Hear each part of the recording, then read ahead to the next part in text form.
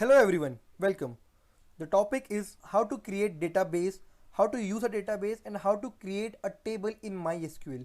So basically in this video we are going to discuss about the creation of database, how to use specific database to perform certain operations on it and how to create a database in MySQL. तो basically हम लोग concepts भी देखेंगे और उसका execution कैसे करना है वो भी देखेंगे। एग्जीक्यूशन हम लोग करने वाले हैं माई एसक्यूएल वर्कबेंच में।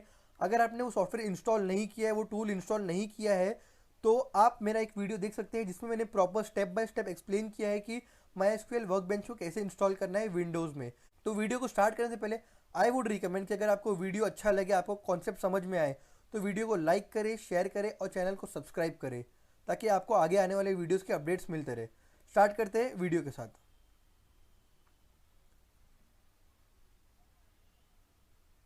ओके, तो सबसे पहला कमांड है शो डेटाबेस कमांड। बेसिकली समझिए कि आपके पास किसी डायरेक्टरी में या जहाँ पर भी डेटाबेस स्टोर होता है वहाँ पर बहुत सारे डेटाबेसेस अवेलेबल होते हैं।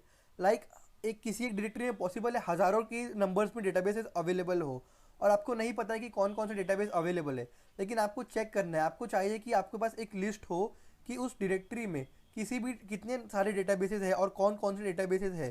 तो उसके लिए हमारे पास है शो डेटाबेस कमांड। बेसिकली इससे होता क्या है कि ये कमांड यूज़ करने से हमारे पास किसी भी डायरेक्टरी के अंदर या जहाँ पर भी डेटाबेस स्टोर होता है उसके अंदर जितने भी डेटाबेसेस है सारे डेटाबेस एक लिस्ट के फॉर्मेट में एक टेबल के अंदर इंसर्ट होकर आउटपुट एज अ रिजल्ट हम लोग को डिस्प्ले हो जाएंगे। शो डेटाबेसेस का सिंटैक्स है शो डेटाबेसेस। नेक्स्ट कमांड है क्रिएट डेटाबेस कमांड। बेसिकली इसका नाम से मालूम पड़ता है हम लोग को ये है क्या। ये कमांड यूज़ करके हम लोग एक नया डेटाबेस बनाते हैं एसक्यूएल में। सो समझिए ये आपकी डायरेक्टरी है जहाँ पर डेटाबेसेस स्टोर होते हैं। तो अभी इनिशियली डायरेक्टरी आपकी एम्प्टी है, लेकिन अगर आपको चाहिए कि आपको डायरेक्टरी के अंदर डेटाबेस क्रिएट करें तो आप कैसे करेंगे। यहाँ पर इसका एक सिंटैक्स अवेलेबल है, क्रिएट डेटाबेस, डेटाबेस नेम। तो देखिए ये जो इतना पार्ट है ना ये केस सेंसिटिव नहीं है, इसको आप अपर केस लोअर केस में लिख सकते हैं, लेकिन आप जो भी डेटाबेस का नेम देंगे वो केस सेंसिटिव पार्ट होगा। एग्जांपल बताता हूँ, जैसे कि आपने यहाँ पे एक नया डेटाबेस क्रिएट किया, क्रिएट डेटाबेस स्टूडेंट। तो यहाँ पर स्टूडेंट आपका डेटाबेस नेम है, यहाँ पर स्टूडेंट में आपने एस अपर केस में लिखा है। तो आप जब भी database student use operation perform करेंगे तो आपको ऐसे ही फॉर्म में लिखना है। ऐसे नहीं कर सकते आपकी स्टूडेंट के एस स्मॉल लेटर में लिख देंगे तो आपका वो एरर दे देगा, नो डेटाबेस अवेलेबल आ जाएगा वो। सो अब ये कमांड लिखने के बाद आपका डायरेक्टरी के अंदर एक डेटाबेस क्रिएट हो जाएगा जिस डेटाबेस का नाम है स्टूडेंट डेटाबेस। फिलहाल ये डेटाबेस एम्प्टी होगा क्योंकि आपने इसके अंदर कोई भी वैल्यूज़ इंसर्ट नहीं किए।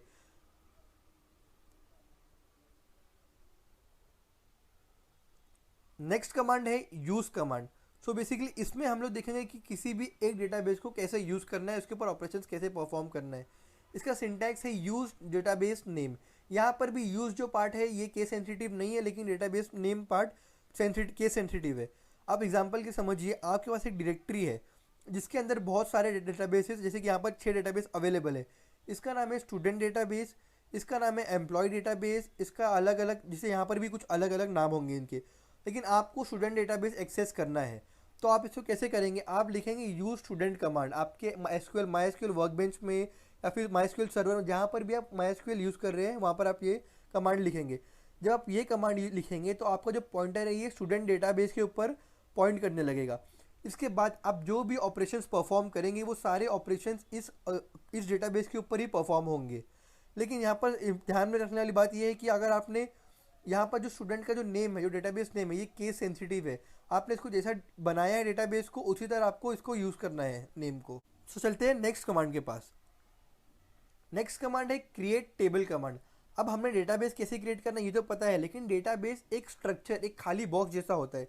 उसके अंदर इन्फॉर्मेशन स्टोर करने के लिए हम लोग को टेबल के फॉर्म्स में डालना होता है माई एसक्यूएल में। So basically create table command use करके हम लोग एक नया टेबल क्रिएट करते हैं डेटाबेस के अंदर। उसका सिंटैक्स है create table, table name, column 1 data type, column 2 data type, column 3 data type. ये चीज़ें क्या है मैं आपको एक्सप्लेन करता हूँ एग्जांपल के साथ। और डेटा टाइप के ऊपर मैं एक पूरा वीडियो बनाने वाला हूँ इन फ्यूचर। तो आप चैनल को सब्सक्राइब करना दोस्तों याद से, ताकि आपको उसके अपडेट मिलते रहे और पूरे कॉन्सेप्ट आपको समझ में आ जाए। एग्जाम्पल की तरफ जाते हैं तो create table student details. Student details यहाँ पर टेबल का नेम है, स्टूडेंट आईडी कॉलम का नेम है जिसका यहाँ पर डेटा टाइप है इंट, जो कि इंटीजर फॉर्मेट में है। दूसरा कॉलम का नेम है फुल नेम जो कि वेर केयर 20 है।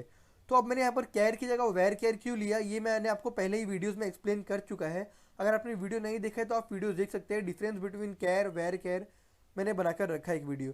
तीसरा कॉलम है एड्रेस वेर कैर 20।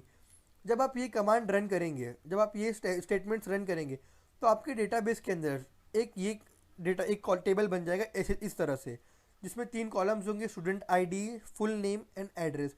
इनिशियली ये सारे कॉलम्स एम्प्टी होंगे क्योंकि आपने किसी के भी अंदर कोई भी डेटा इंसर्ट नहीं किया है। इंसर्ट कैसे करना है और कौन कौन से टाइप से डेटा इंसर्ट करने के, ये मैं आगे आने वाले वीडियोस में एक्सप्लेन करने वाला हूँ। तो आप चैनल को सब्सक्राइब करें ताकि आपको अपडेट्स मिलते रहे। ये था दोस्तों कॉन्सेप्ट, बेसिक कॉन्सेप्ट। मैंने डिटेल कॉन्सेप्ट पहले ही एक्सप्लेन कर चुका है। तो एग्जीक्यूशन से पहले मैं कहता था कि आपको एक बार वापस से एक टचअप दे दूँ इस सारे कॉन्सेप्ट्स के बारे में, ताकि आपको एग्जीक्यूशन में प्रॉपरली समझे क्या हो रहा है। तो अब जाते हैं एग्जीक्यूशन के लिए MySQL वर्कबेंच में। Okay, so basically we are in MySQL workbench now. So अभी हम लोग यहाँ पर चारों कमांड रन करके देखेंगे और उनका रिजल्ट प्रॉपर आ रहा है या नहीं वो देखेंगे। सो अब MySQL वर्कबेंच में सबसे पहला हमारा कमांड था शो डेटाबेसेस, जो कि हम लोग यूज़ कर रहे थे सारे डेटाबेसेस को लिस्ट करने के लिए किसी भी डायरेक्टरी के अंदर। तो अभी हमें पता है, देखिए ये सारे लिस्ट होती है डेटाबेसेस की, और भी डेटाबेसेस अवेलेबल होते हैं। तो जैसे कि हम लोग देखते हैं कि इस कमांड से ये सारे डेटाबेसेस डिस्प्ले होते हैं या नहीं होते। मैंने यहाँ पर कमांड लिख दिया शो डेटाबेसेस। अब मैं इसको एग्जीक्यूट करता हूँ।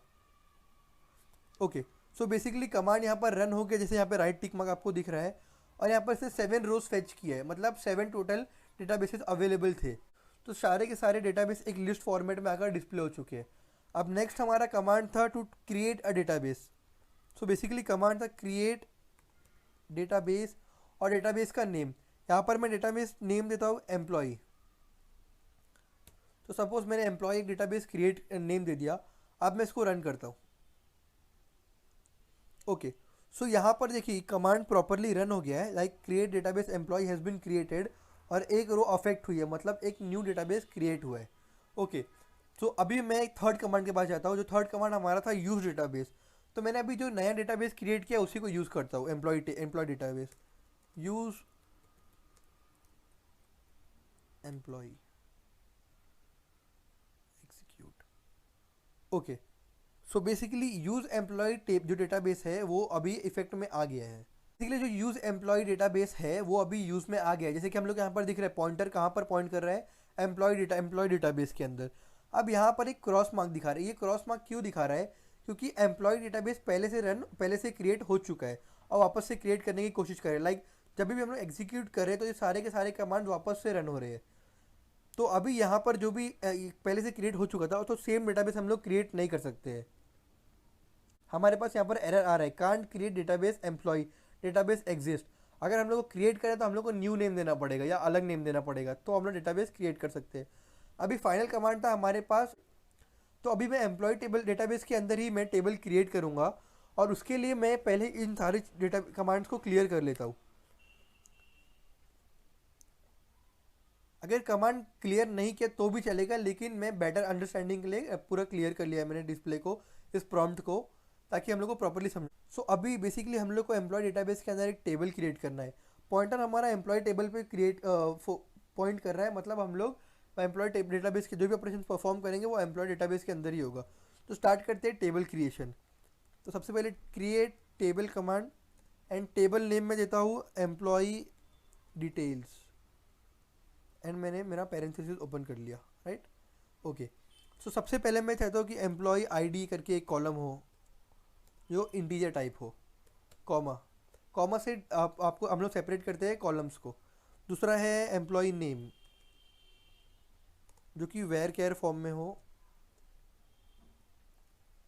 और जिसका साइज 20 हो। ओके, एंड थर्ड कॉलम मेरे पास है एड्रेस, ये भी varchar data type, and size is 20। अभी जो कि मेरा लास्ट कॉलम था तो मैं यहाँ पर कॉमा नहीं दूंगा, एंड ये जब पैरेंथेसिस खत्म होता है, जो बड़ा वाला पैरेंथेसिस खत्म होता है, यहाँ पर मैं सेमीकोलन दूंगा। ओके, अब हम लोग एग्जीक्यूट करते हैं ये कमांड को।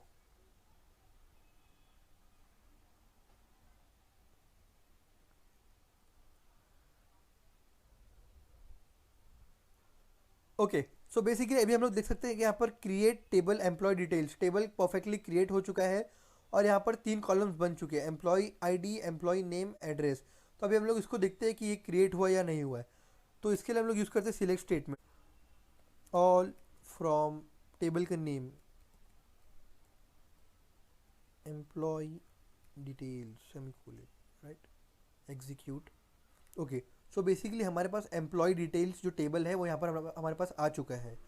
उसमें 3 कॉलम्स क्या है, employ ID, employ name and address. अभी ये कॉलम्स एम्प्टी है क्योंकि हमने इसमें कोई भी वैल्यूज़ ऐड नहीं किया है।